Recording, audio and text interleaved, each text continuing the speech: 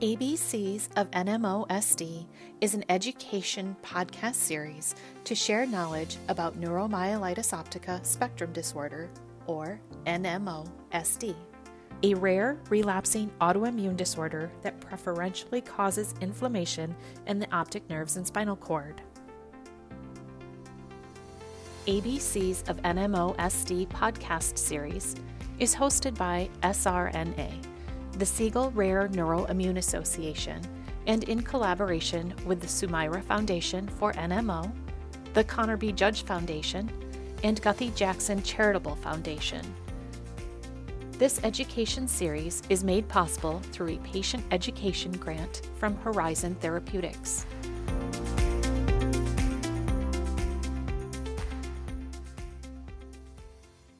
Hello and welcome to the ABCs of NMOSD episode called COVID-19 and NMOSD Updates.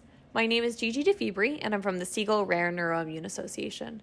The ABCs of NMOSD is made possible through a patient education grant from Horizon Therapeutics. Horizon is focused on the discovery, development, and commercialization of medicines that address critical needs for people impacted by rare, autoimmune, and severe inflammatory diseases. They apply scientific expertise and courage to bring clinically meaningful therapies to patients. Horizon believes science and compassion must work together to transform lives. For today's podcast, I was joined by Dr. Michael Levy.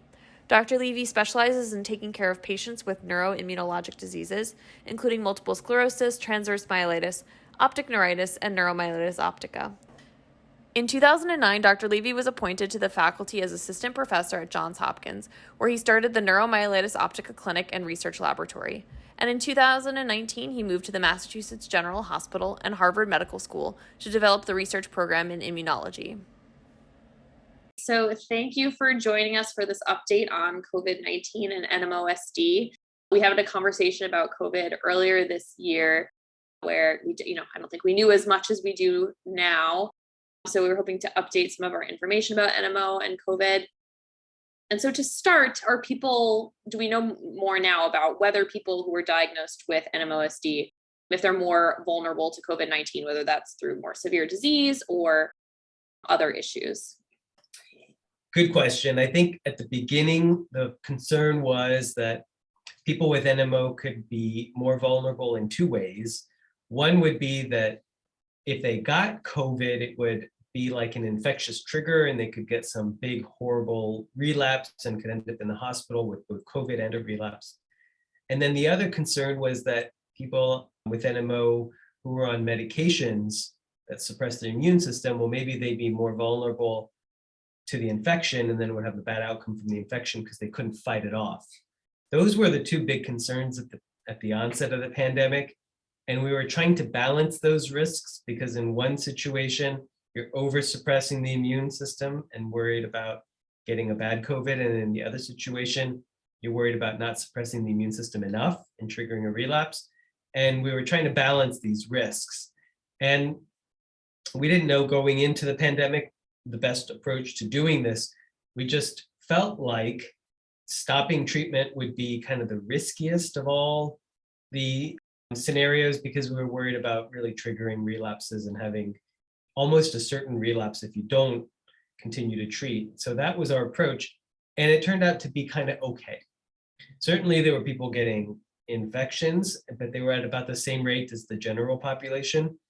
There weren't too many relapses that were being triggered by the infections. There were certainly some. And there were people without known disease first. So they were healthy, then they would get COVID, and then their NMO was unmasked as a result of the infection. We saw a few of those cases.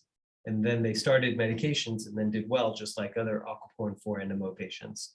So that's what we started to see through the beginning of through 2019. And then as the vaccine became available, I think we're going to talk more about the vaccines, then that whole risk balance changed because the idea there was, well, was the vaccine going to be safe? And then was it going to be effective? But it was really always talking about the same balances of over suppressing and under suppressing and what those outcomes would be and not knowing anything going into it in advance. So really just doing the best we could. And fortunately, it seems like in every situation so far, it seems like NMO patients tend to behave just like everyone else. They have risk factors related to age and comorbidities, but not so much related to their immune issues. Got it. And then you mentioned briefly that there's been cases where someone has gotten COVID and then that kind of unmasked their NMO. So can you talk a little bit more about that? Does COVID kind of potentially lead to NMO, or is it just unmasking what was kind of already there? We don't think that the numbers are particularly high, that there's some special relevance there. We don't think that coronavirus expresses an aquaporin 4-like protein that confuses the immune system or anything like that. More likely what it is that there's this break in tolerance, there's an immunity to aquaporin 4 that develops, and it just needs that immunogenic trigger to get you above that threshold, and then the rogue element that attacks in NMO is unleashed.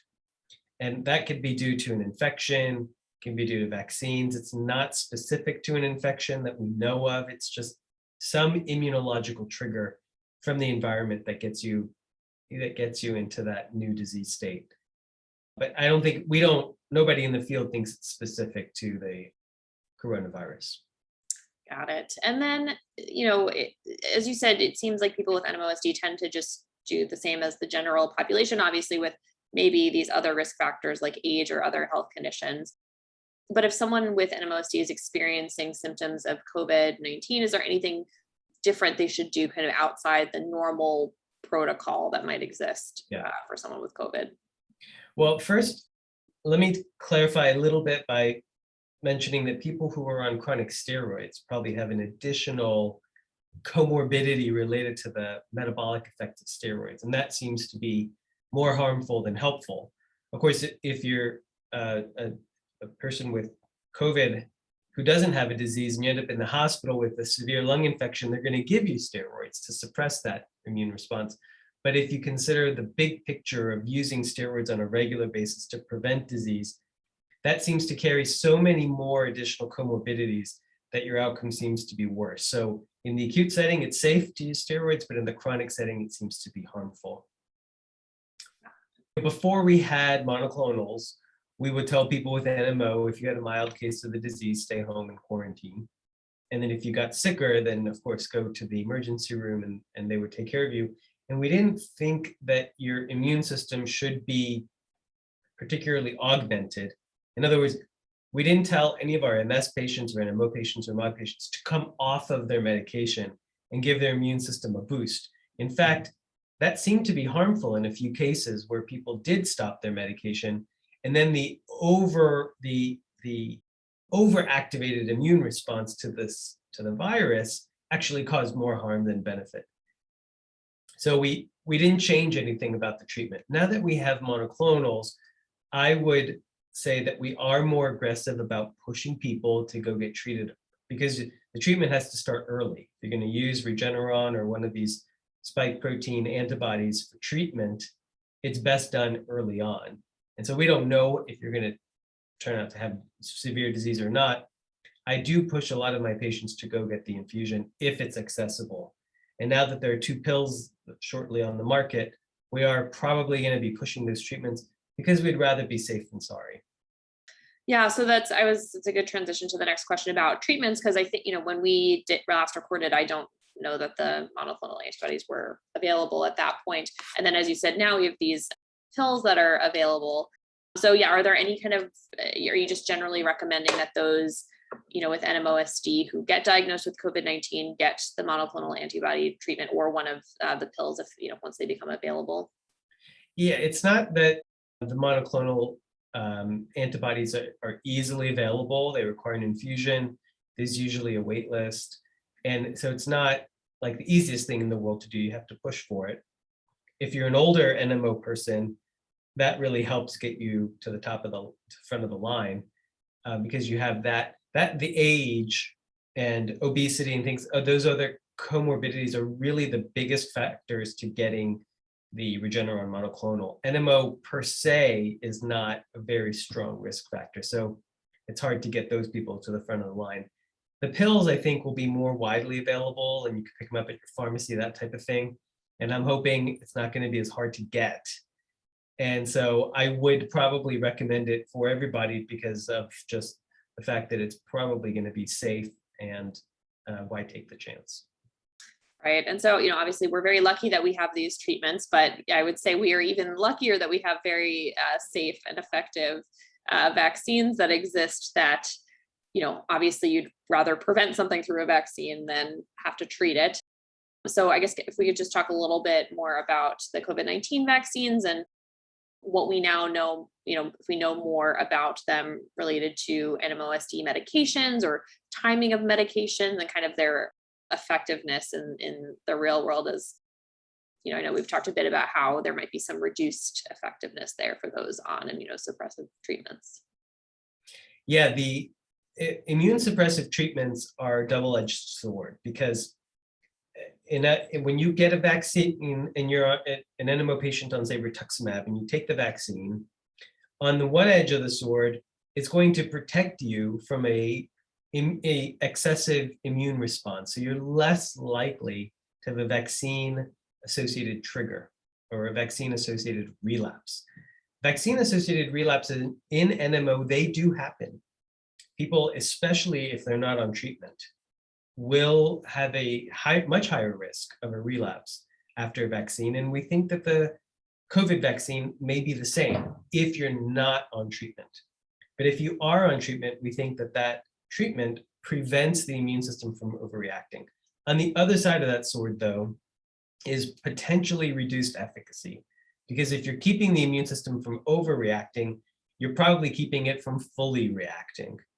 And we have evidence of that in the form of an antibody test. After a vaccine, if you're not on immune suppressive medication, you will eventually start producing antibodies against the spike protein. The antibodies are just one component of the immune response. So it's an easy way to measure whether or not your immune system is reacting to it, but it's not the full measurement of the immune response. In order to make that antibody, you have to have a full immune, you have to involve other parts of the immune system. And even if you're on rituximab and not making any antibody, you still have a good response by those other cells. They're just harder to measure. So what we're looking for, especially in people on rituximab, is do people who take the vaccine have a higher risk of breakthrough infection? In other words, you get the vaccine, 2 doses or even your booster, and you get the infection anyway. We have not seen evidence of that yet. It's not like we have a lot of data. In Massachusetts, we're trying to keep track.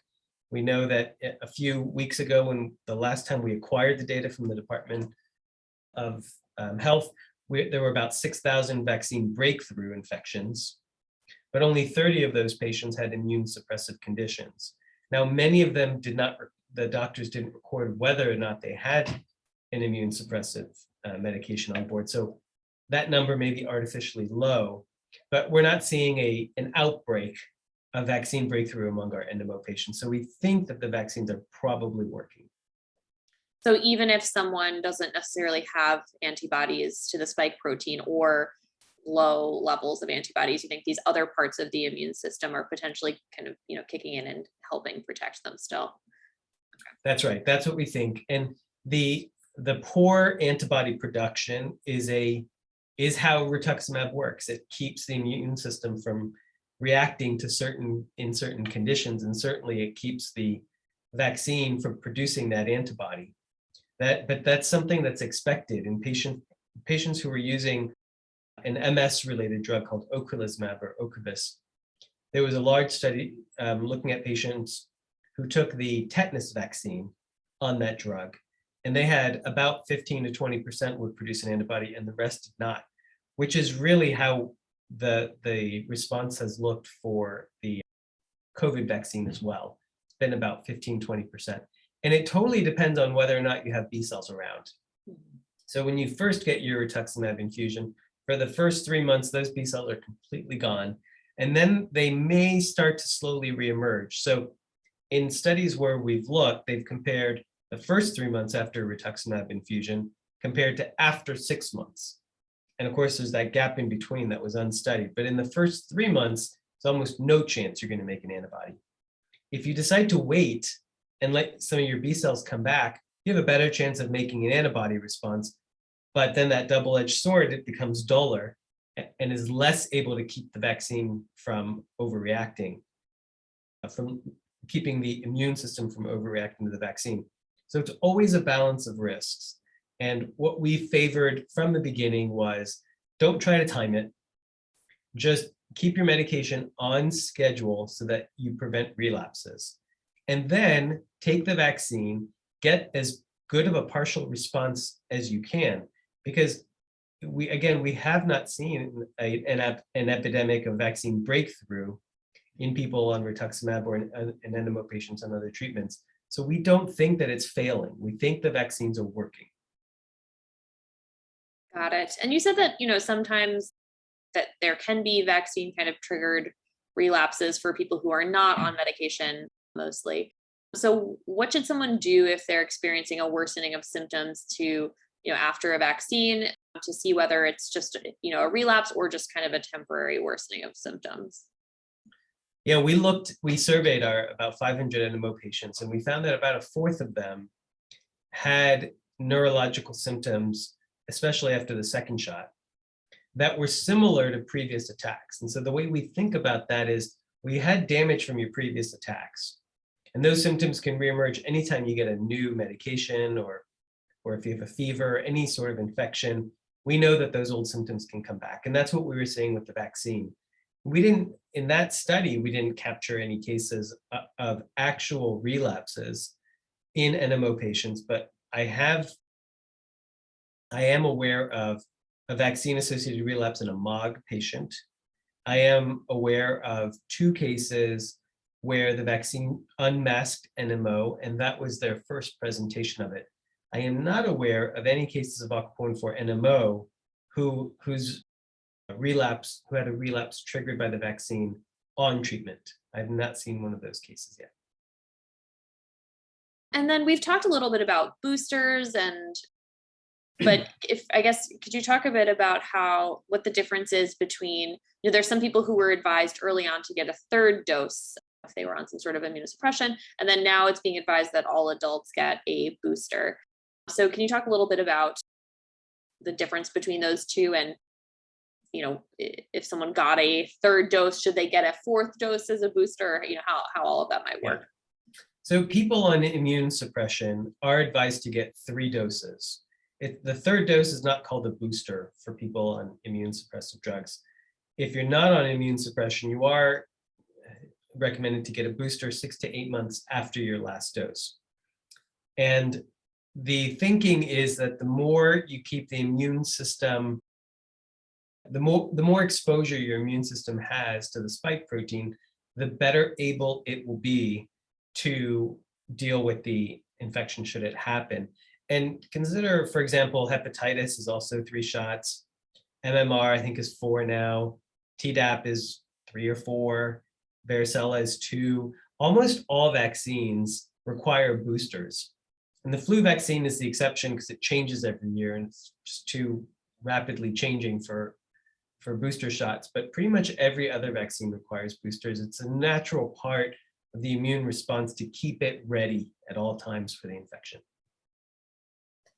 Got it. And then is there any talks about, for those who got that 3rd dose, getting a 4th dose? I don't know if there are data from any other countries that are doing this, or if it's still kind of just sticking with the 3 dose for those who are on immunosuppression.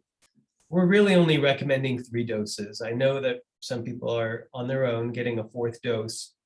And the thinking, again, if you're on good immune suppressive medication, is probably not harmful, but we just don't have enough data to verify that yet. Got it. And then how long should someone wait to receive a COVID vaccine or booster if they get a COVID infection? And is this time frame kind of different for someone with NMO?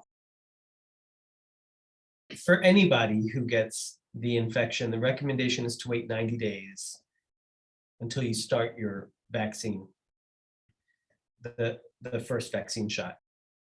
There is data out of Israel, I believe, that people who get the vaccine and get the infection are the most protected out of everybody.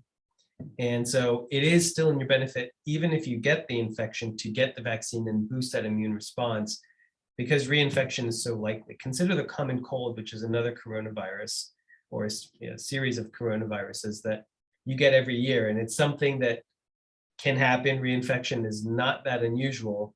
And so you do want that vaccine in order to be prepared for the next infection. Got it. And then if someone is on rituximab and gets the COVID vaccine and they test negative, should they still get that third dose, even though they tested negative? And do they have a better chance of developing antibodies after that third dose? I do not check antibodies. The chance of developing an antibody is 15 to 20%, just depending on your rituximab dosing. And I don't expect it, and I don't really want it. My feeling is that if you are going to make antibodies, maybe the rituximab is not as suppressive of the disease as I would like it to be. And whether or not you're making an antibody doesn't change the outcome for me. The best way to prevent COVID is to get the full 3 doses, whether or not you're making antibodies. So why bother checking? And then we've gotten questions from people who are on rituximab. And, I don't know if we should talk a bit about the other medications, if any of them have the same sort of issues with not developing antibodies. But, people have asked if they're on rituximab and they don't have antibodies, should they switch medications to something that doesn't deplete B cells in the same way so that they have a better chance of the vaccine working? My feeling is no, until I see evidence that rituximab is really compromising the vaccine's efficacy, which I've not seen. But until I see something like that, I don't recommend switching off of rituximab. I don't recommend actually from any medication switching, whether that's Cellcept or any of the 3 FDA-approved drugs, eculizumab, satralizumab, inebilizumab.